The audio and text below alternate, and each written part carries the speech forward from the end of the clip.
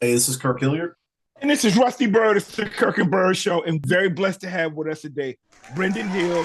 He's from the 757, played at Warwick, played at Virginia Tech. Now he's out at San Diego State University, and he's the NIL coordinator there. Welcome to the show, Brenden. Appreciate y'all having me. Oh, yeah. Oh, yeah. And we're blessed to have Kevin Jones. Played at Virginia Tech, All-American, first-round draft choice, the Detroit Lions, played in the league for a number of years, Pro Bowler. And now he's back at Virginia Tech working out with the whole NIL thing. Again, welcome to the show, Kevin.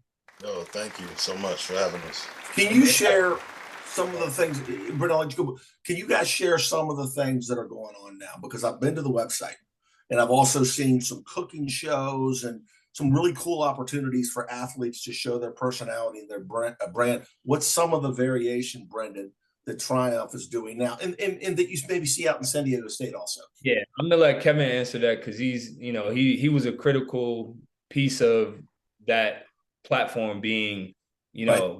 getting across the finish line. But I was just gonna say back to the point about you all reaching out to a student athlete. I think that's one of the benefits that Triumph has as well, is like creating that buffer. A lot of people don't realize this. They see the dollar signs and things, but they don't realize student athletes are full-time students, full-time athletes, have a social life, have a, personal life, mental health, all these sorts of things, right? So creating that barrier, that buffer, that's not that's already a part of the ecosystem with Triumph, is a peace of mind for parents and things like that, right? Whereas, if you have an agent, I'm gonna just bring this agent thing back in. Now you might have an agent, then they might need to talk to Triumph, and then you might need to talk to the mom, right? So what we tried to do when Triumph is like quiet all that noise so the student athletes can actually just focus on what they need to focus on, and Triumph can handle all that inquiry, all that inbound stuff, and give them a little bit of space, and they trust Triumph. So I'll let Kevin talk more about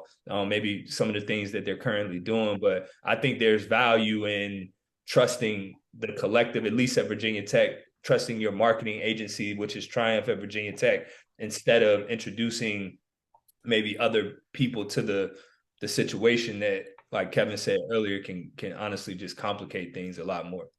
Okay. I mean, I will say there are a few people that I've met that haven't complicated things, but it's few and far between. I would say maybe 2 or 3 out of the, I don't know, 50 people that we've met, 3 have been, this is a perfect situation. You're representing the kid, you might be an agent, you might have this thing, and we're having conversations. It's not like, oh, we're vying, you know what I'm saying? It's not a competition, you know what I'm saying, between us. It's like we're supporting each other. So those situations are less than, and they're not plentiful. Okay. The question about what are we currently doing? You mentioned the cooking shows. The reason why any of the things that are actually happening with the athletes that you see on a platform is because the athletes want to do it. So Right. part of the onboarding process is having a questionnaire that gets to know them better. Because that's one of the things I noticed, like in college sports and even professional sports or sports in general. A lot of times we know the athlete on the field, and then the off the field stuff is not really asked, or it's not, you're not supporting them in that way. So one of the other things we try to do for Virginia Tech athletes at Virginia Tech is to support them with their off the field thoughts and the things that they want to do outside of the game. It's almost like a separate thing. So when you see a Liz Kitley, one of the best basketball players, if not the best basketball player at Virginia Tech history, go and do a cooking class at a local company, is because, one, we know the local company because we shop there, we eat there, we support them. And then the owner of that company also is a sports fan, and they support Virginia Tech athletics already through maybe the Hokie Club or just donating funds to the community in Virginia Tech. And now we found a niche, like a special way to integrate those two assets and then have fans purchase opportunity to sit, and the fans are there sitting there at the dinner table while the athlete is cooking with the business owner, which is just like an amazing experience. The local news is there. It's just like bringing the community together. So that's what we try to do. We try to think, okay, we have a business. There might be some pre-existing clients or some new clients. We have an athlete who has an interest. Why not marry those two together, get them talking, and then we come up with like innovative or creative ideas to promote towards the community so then they can support from an NIL standpoint. So cooking classes, you have, wing sauces at like the local like sports bar place. Mission Barbecue. Mission Barbecue was Mission Barbecue was one with the linemen. But I was specifically talking about PKs. So PKs did something with Allie Jennings, and they had a special wing sauce that's called Cheetah Wings that the actual defensive back coach Derek Jones has this Cheetah brand. So there's a special wing sauce there. So there's just like housing apartments. We've done commercials for like CMG Leasing, which her name is Jeannie Stasser. She's a local, but very much big player in the student housing industry across the country. Right. And Grand Home Furnishings. Grand Home Furnishings. We have housing deals, car deals. So there's a wide variety of things that we try to do. And it's not just local to Blacksburg. We do have some 757 with Ford dealership out there. So there are some things that, like Virginia Tech has an expansive fan base that's not just local to Blacksburg. No, it's really had a lot in the DMV. Yeah, DMV, a lot of Northern Virginia, Richmond, that whole area. Even we have a large fan base in California and New York as well. Wow.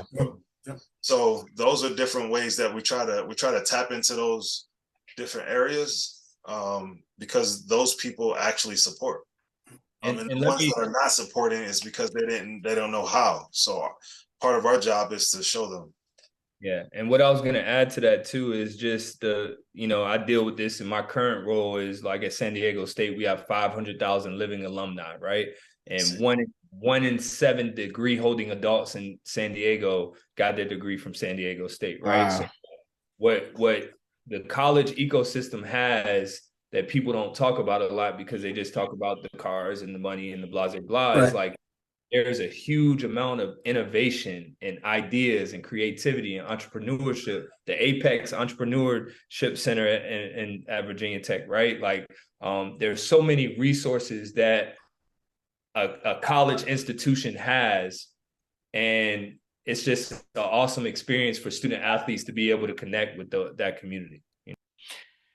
So you guys have blessed us with your time. We don't want to take too much more, but we do have like 1 or 2 more questions, NIL related, and then we'll maybe have some fun questions for you too, outside of this whole NIL and stuff. We may want to find out a little bit more about you guys, but I know I have 1 or 2, and then we'll also let you promote anything that you want and what you're doing. Does NIL actually impact recruiting? And if so, and I'm saying this because Nick Saban, Jimbo Fisher kind of had a different way of looking at it. But does this actually impact recruiting? I may think one thing, but I'm going to hear from the experts. Yeah, it definitely impacts recruiting. In my current role, I meet with student athletes on their recruiting visits. Oh, okay.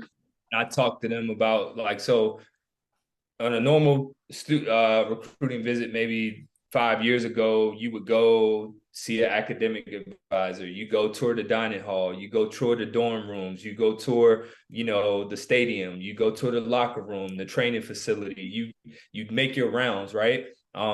Now you just sprinkle NIL into that itinerary, you know what I mean? So it definitely impacts it. I'll just speak from the institutional level. But I don't know. Kevin can, elaborate on the collective side. Okay. Collective side.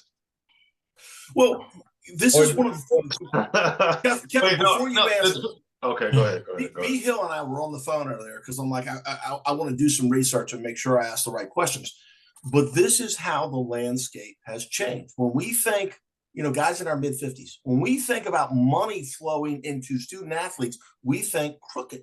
We think rules broken and all these controversies, not to name any names, but the old SMU and, all those things, they had the death penalty. But this is different now. And the fact that, I'll do this nugget. Kevin, #1 recruit in the country. If you were that #1 recruit right now, you would probably be a 7-figure athlete. Having said that, what is the role like right now with recruiting? We know Tennessee's up there. We know Oregon's up there. Texas A&M, the usual suspects. And I was pleasantly surprised to see how big Tech was. But it's not the only thing. The education, the experience at the university, life in the city, talent colleges, but the recruiting, when it comes into play, how does it impact? Because we heard Saban complain that Texas A&M was able to go out and just slot that. So just talk a little bit about the recruiting, because we have a lot of high school recruits, watching us. All of the Saban and any other coaches, high profile, talking about NIL in a negative way is all conjecture. These guys are awesome. These guys are NIL before NIL was legal. How about they're making $11 million. Absolutely. They're making $1 million a month. Yeah. So I'm not really trying to incriminate anybody. I'm just saying that, like, we all know that things were happening at various schools, and I'm not talking about Saban specifically. I'm just saying the college landscape, things were happening at various schools before NIL was a thing. So I will say that it's very integral right now. Any college coach, especially Coach Pride, will tell you, he said this on the record, so I'm not just like putting it out there. He said this on the record that when he wakes up in the morning, he thinks about NIL, because he knows that it's important to these families out here. You know, there's a lot of families out here that are minority athletes from these various areas that never had anything, and this is their chance to get a nest egg. And I understand it. I even, when I'm having those conversations, I'm even thinking about this, like, man, this is a nest egg for this family. You look at the family situation where mom works, where dad works. If there's a dad in the house, if mom is deceased, or do they have grandparents support? All these different like what I would say, socioeconomic issues. Yeah, socioeconomic issues that we as people on this side look at, and we're like, man, like, we could really help change these families' lives in a lot of situations. And then some athletes, it's not a change of their life, but it's like a nest egg situation for the future. You know what I'm saying? And why, as an athlete, as a high school athlete, would you not consider these factors? And if this is today's landscape, it's not. It's part of the deal now at this point. Yeah. So you have to, as an institution, as an NIL person, company, we consider all those factors when we are talking about NIL. Now, are we doing it illegally? No. We're only having conversations like if someone who's eligible for NIL. If you're a high school athlete, we're not getting into those conversations of you specifically, but what we can do, which is legal, is talk about what our athletes have done, specific deals, what they can get, like what the market is for a wide receiver who's a junior who transferred from another school, and they may have a marketing deal that has something to do with the car. It may be something with the wing place, the stuff that we talked about. But we can provide examples, but we're not getting into specific ideas about you specifically, because you're crossing the line and you can get in Is there go ahead. What I would say too is, like, to any athlete or family listening to this, like, keep the main thing, right? Like, I tell people all the time, the reason the best athletes are at a value, whether it's NIL or it's marketing in the NBA, Roger Federer, Tiger Woods, because they're really good at their sport. So I think what families may make a mistake on is asking about NIL before you are at a level that you deserve. Warrant. So what I always tell people is ask about NIL infrastructure at a school, right? So if you're going on a visit, if you don't know how to get that conversation started, hey, coach, what's y'all NIL infrastructure like here? oh, well, let me tell you, we have this, we have that, we have this, we have that, right? Don't go in there and be like, how much money I'm gonna make? How much y'all gonna pay for son? What kind of car I'm gonna get? Do not do that. It doesn't work on a college level, and it don't work even on the pro level. And the college level is actually moving more towards the pro level from the standpoint of, like Brenden just said, what's your worth to the market? Don't just say, oh, I'm going to Virginia Tech and I think, or not just Virginia Tech, but I'm going to college and I'm going to get this amount of money no matter which place I go. It doesn't work like that. Like, these college markets are different everywhere. It's different in Blacksburg than it is at Ohio State or Florida. It's just let me say this too. Like, we've seen situations. I want to just say it's two things because this is a great platform to get this message out. One, you know, when you also are trying to consider what is my value, right?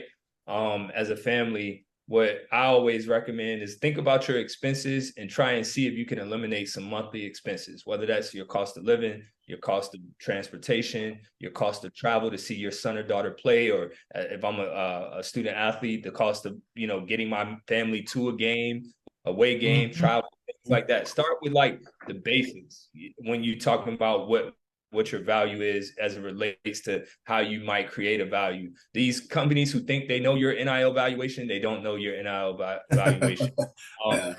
That stuff is made up. But I've seen situations firsthand, not necessarily at our school, but I've seen student athletes turn down financial opportunities, and those same financial opportunities might not be there in the future. You know what I mean? So just keep in mind that, you know, when you talk about value, your value can be very moment specific, right? Your value can be, you know, hey, it's just like recruiting, right? Like, I might have a scholarship for you today, but then I get this transfer in, or this guy breaks his leg, and now I don't need you anymore. And your value, all of a sudden, you got pushed down the chart. The same very thing. Close to economics. Yep. Yeah. Right. Exactly. Yeah. Supply and demand. I know it's common sense, but what would your advice be, you know, for high school students and college students to build their brand? Obviously, it needs to be a wholesome brand. It needs to be companies like someone with moral standards to represent. But what are some of the things, Kevin, as far as social media goes? Various things. Yeah, from a social media standpoint, you want to definitely represent yourself in the university in the best way possible at all times. You know, Virginia Tech, they always talk about, and Coach Beamer used to always say, like, the VT never comes off. You know what I'm saying? So even if you're not wearing it, you're a VT athlete. If you do something, then it's going to represent yourself, but also the school, also your family, right? So you always got to think about it in that three-prong approach. It's like, okay, how do I represent myself the best way on social? How do I represent my last name, my family that people know me for? And then also the university that I'm a part of or that I'm trying to go to. Like, that's huge. Also posting regularly, letting people know who you are. Meaning, like, if you only post football highlights, then people will see that and they might get excited for a little bit. But again, eventually that gets boring. Is there things that you can talk about that you like outside of your sport, you know, so that people just get to know you as a person? Don't be negative. Don't say nothing crazy on social. Cussing, using derogatory language, all of that stuff is out of the window. Like, that's nothing that's gonna like elevate your brand. Don't say, if it don't elevate your brand, don't say it, basically. And just think that someone's always watching, right? Like, if you wouldn't want your coach to see that, that, you know, especially high school athletes, right? Like a coach recruiting you to see that, don't post it, don't do it. Like, I've seen student athletes go on live, Instagram live, especially. That's probably the number one offender. Is me and Brenden have seen some stuff on live, and we like, yo, in the text, like, bro, don't. it never goes away. It never goes away. My pastor at my church says, if you can't put it up here on the screen in church, don't post it. Don't post it. Yeah. And then also, just, you know, I think Kevin mentioned this, and I know he still is heavily involved in it in his role. I'm heavily involved in it in my role.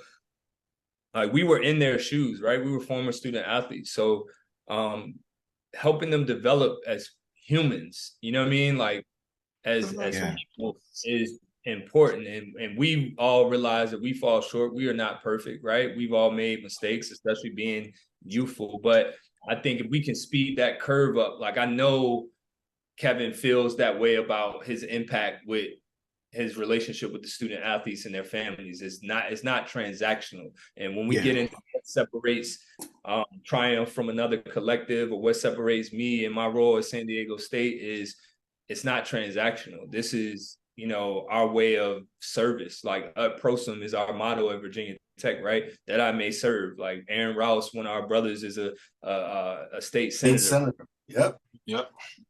Coach Beamer was always about community and family. So I think a lot of those things are in our DNA, no pun intended. And I think it's important that student athletes just find, if it's not Virginia Tech, I hope it's Virginia Tech, or I hope it's San Diego State, right? But wherever you go, just find a place where people care about you. Yeah. NIL, academics, training staff, equipment, whatever. People care about you more than just like transactionally. That's so true. Like that was a separator for me, or one of the separators for me from being top recruit and going to Virginia Tech. Like I felt like the coaches cared about me. It was just like Southern hospitality. A lot of my family, I'm from the North, but a lot of my family is from Georgia and North Carolina. Right. So the vibe that I got from the coaching staff here, it just felt like home, like home. And, this is home is what we say now, but like Coach Ball, Whammy, like all these people, it just felt right for me. So I know from my brother who was there 89 and 93, like it's not like he had a professional career in the Canadian Football League, but beyond anything, he loves his life and experiences at Virginia Tech. Like it wasn't just the football, which he was a part of helping make it great, but like he found his wife there. He got a master's degree and a PhD from there. And because they made and the coaches and the environment was encouraging that, and so he's proud. I mean, and Dwight is up here. He's been on our show a bunch, and like that community is a fraternity, like legit. Like, and I've seen it because you're proud to not only have been there, but your life experiences, and that is built not just by the guys on the team, but those coaches and that whole thing. Like that's huge. Because long beyond and the women say the thing. The women say the same thing. So it's not just a guy's man's thing. Yeah. No, yeah. It's the entirety of like this is what it is. Like right. Yeah. I always tell people I never met a Virginia Tech person that was a stranger. Like I never. I've heard Go Hokies in Europe wearing a hat, and we're gonna move on. Just find out a little bit about you guys. But we're going to move on, but I do want to ask, is there something we didn't ask? Anything you want to say? Anything you want to get out there that we might have missed, or anything you may want to plug? And we'll give you a chance to do that at the end as well. But, Kevin, is anything that we missed that you want to make sure people know a little bit about? I feel like we've been covering it a lot. I guess I can try to give a summary is that, I've been back in Blacksburg for 10 years. If this was a place that did me wrong or had me feeling a certain way, I wouldn't be here. So I think Blacksburg community in general is special. Southwest Virginia is special. Hokies, Hokie athletics. No, man, I just feel like I'm in the right place. I came to the right place, and I'm just like at this point doing my job in the community, what I can do.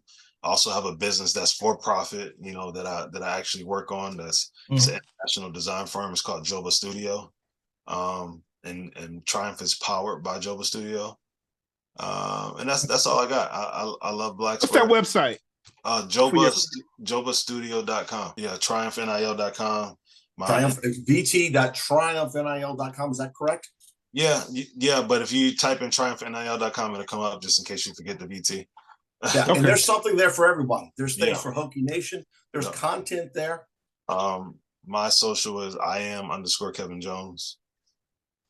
Yeah, Triumph, Joba, we're always hiring really good talent.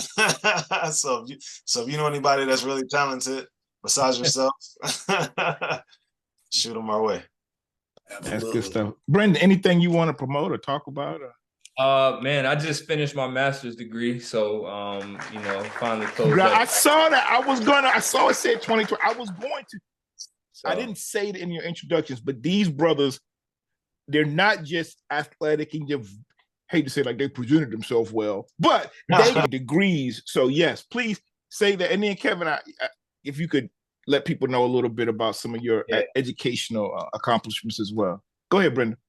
And Kevin was a huge inspiration to me to even continue to do that. And I think that's where we talk about that brotherhood. It's like, it's all like pushing each other. It's like we used to push each other and running 110s or stadiums, stairs. And then in life, we push each other to be the best version of ourselves too, So, but yeah, in life, I have just got my master's, just moved my family to the West Coast and got a 5-month-old baby boy that's doing really well. A 15-year-old that's in high school. But yeah, man, overall, really have a lot of love for Virginia Tech. Always will, always have. I remember calling Coach Pride to tell him that I was leaving, and he was like, "Well, we'll get you back home, at some point." And you'll be back. Yeah, he understood that at to a degree, like I needed this experience to better myself and be better. So Coach Pride has been a huge advocate good stuff since day one, and really just appreciate him, honestly. Even though I'm not there anymore, really just appreciate him as a leader. So, Kevin, can you give us a shout out? Like your daughter, I know you have a daughter that played basketball. Any other athletes in the family? Yeah, all 4 of them do something. So I have bookend boys. So my oldest son is playing football at Blacksburg High School, also track and basketball. Yeah. My daughter underneath of him is a volleyball girl, but she's like also like an artist. So she's like volleyball, ceramics. My daughter under her is a basketball and track girl. She's doing really well in basketball right now. And also she's like does a shot put in track. Oh, yeah. She don't mess around. She's serious. And then my youngest boy, 7 years old, he's soccer and basketball right now. So they're all getting their sports and somewhat design thing going on. Yeah. Kevin, real quick, one of your most integral business partners is also your wife, and she's involved. So let's give her a shout out. Yeah, she's also, maybe you might not know, but she's first Black woman to be class president at Virginia Tech, class of 05, my class. Wow. Okay.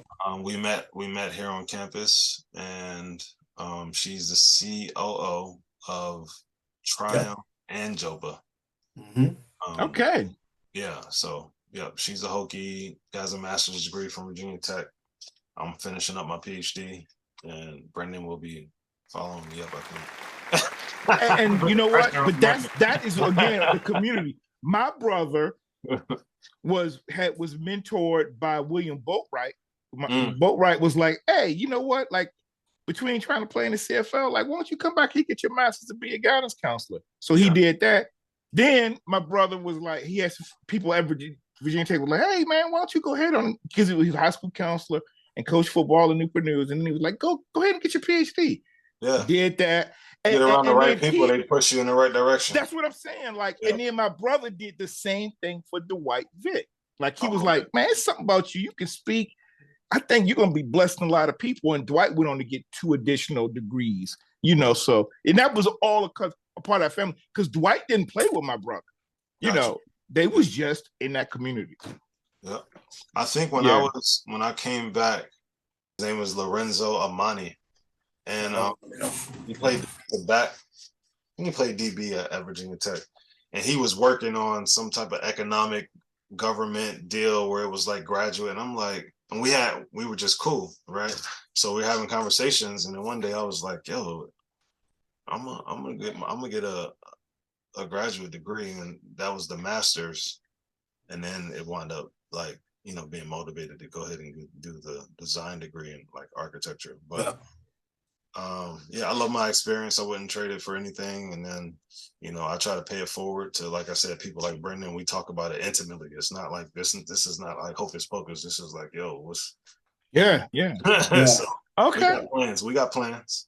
All right. So that is great. We want to close out with about 5 good minutes, know a little bit more about you guys. So a little more. I want to know, during the pandemic, we all locked up in the crib. What did Kevin Jones and Brenden Hill do? Like, did y'all start? Did y'all watch movies? Kevin Jones, you were say yes to the. Were you on Netflix? Like, what was that? Okay. Like, because like I know for me, I had kids that are athletes, so like I was only once I knew we could kind of go, I was helping get my kids out and helping them to train. But then I also got into like Netflix. We had it, but I'm watching Tiger King and then Ozark. Like, what do you guys like to do outside of just being in your work? I think I'll talk about what I like. With Kevin, I think we're foodies and drinkies. Like we like a good cocktail and a virgin drinks. Yeah. Okay. Same here. But yeah, a good restaurant, a good old fashioned, good cigar. Good. I golf a little bit with my boy Chris Ellis. Shout out to Chris Ellis, coaching down at Richmond. Bethel. Oh yeah. Yeah. So I'm a Bruin. Yes. But yeah, I think ultimately, just big in the family as well. Like I said, I got married during the pandemic, bought a home in Newport News, right off in Hilton Village. And we were supposed to have a big wedding that ended up just investing in a home and a little intimate ceremony at our house. So that's what I did. Kevin, I don't know what you were up to or what do you like to do in your free time. Don't talk about you probably find you at the U Club.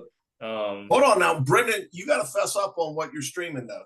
Give us a little guilty pleasure. Or if you're not streaming, what is you can answer either one or both.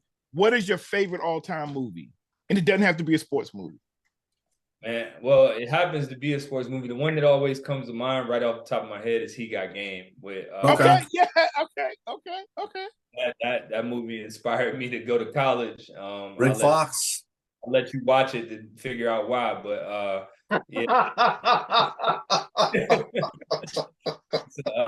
it's a really, I'm just being honest, man. It's an inspirational movie. Yeah. It's inspirational. Yes. We know exactly what you're talking about. It's inspirational. It was an inspired father reconnecting with his son, So and the soundtrack of that movie was A1 with Branden, all those guys. Yeah, it was. Streaming, my wife and I, we watch a lot of those dating Netflix shows, but they don't really come out anymore that often. But I'm also, this is my guilty pleasure with TV. Anything like real estate, any HGTV. Man. House Hunters. List or Sell It or whatever. I love that show, man. House Hunters Abroad. Like Kevin, I know Kevin's a big traveler in Europe. I love Europe. Like any of those, like, dang, I could get that if I lived there. Like, I love those type of shows. So that's what I like. Cool. What about you, Kevin? Man, I feel like Brenden said so much. What was the weird thing that I did? Because I'm kind of a weirdo to a lot of people because they expect one thing because it's football, and then I'll be like, nah, I'm kind of. So food cooking was one thing.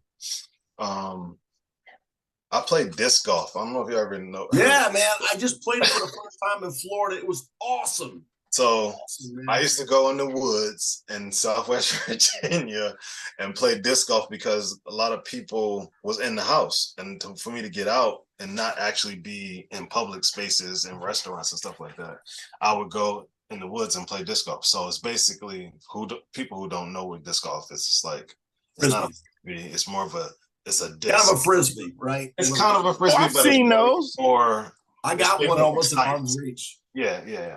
It's different. So I played that. The Cocoa Crowd is for the sure. Cocoa guys. I'm Yeah, a part of that.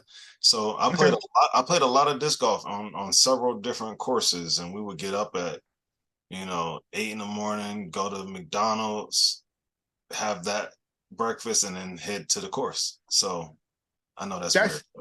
That's good stuff. Cause see, people, Kirkenberg fans, you weren't gonna get that anywhere else. You ain't getting that nowhere else. You ain't getting that nowhere else. So look, guys, this has been a lot of fun. You guys blessed us with your time. You guys informed us and our viewers. Like this is cool. Look, if there's anything you can ever, you need us for, if you want to come back, promote something's going on, you always have a place you can come. Like, because it's not just that we're talking NIL. No, we love Virginia Tech. We love the state of Virginia sports. We love high school, college sports. Like, might have to get y'all back on just to talk about high school, what it's like now, what those young men are going through, and maybe get your opinions on things like the transfer portal and all that. Because I got a son who was a senior last year, and at one point in 10th and 11th grade, he was going on visits to Penn State, UNC, Maryland, and he didn't have enough stars or any stars.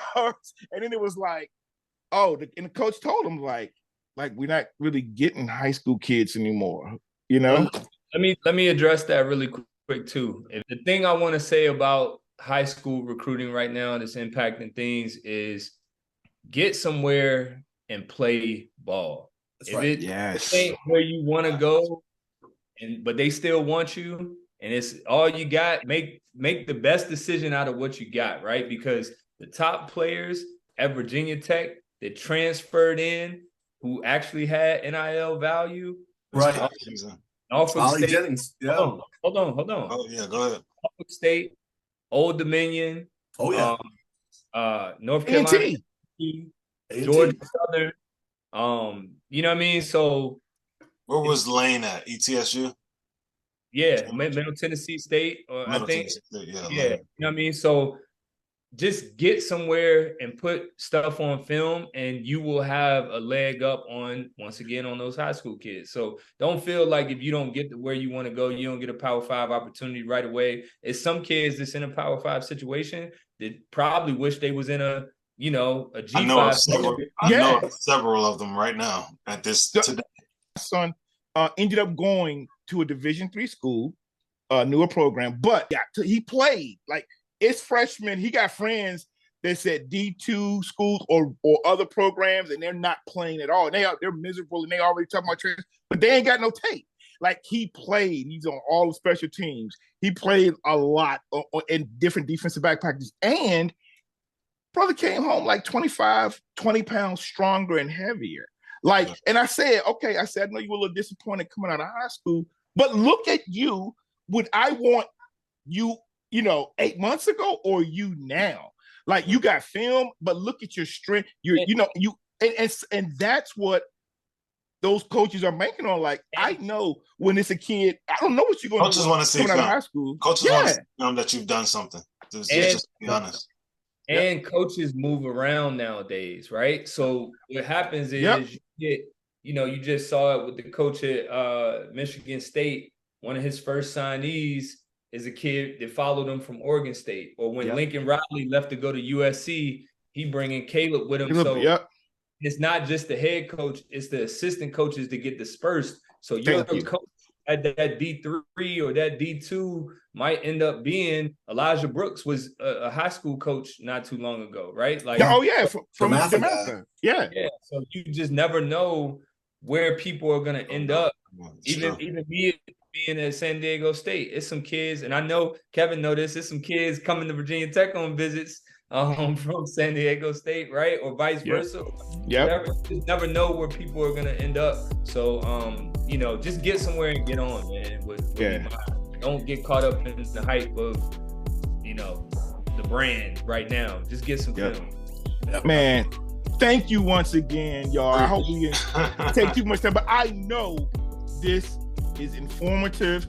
Y'all brothers brought it, and we want to say thank you again. This really blessed us with some great information. So I want to thank You, Brenden Hill, 757. Kevin Jones, like you Virginia now, like you've been here. I feel like but you are proud. I know you from the Philly area, Pennsylvania, but we love you, dog, because like you, if you're like me, I've lived more years outside of the 757 than I did. So you probably lived in Virginia now almost as much as living in Pennsylvania. No, for sure. Yeah. I'm definitely more of a Southern boy. Obviously I got roots back home and I love back home, but I definitely vibe with a lot of my friends and my family and close people are Virginia. So I love them. Yeah. No the happiest valley is New River Valley. That's the all right. So thanks again, Brenden, Kevin, and for my co-host Kirk Hughes. This has been the Kirk and Bird Show talking NIL. We are out.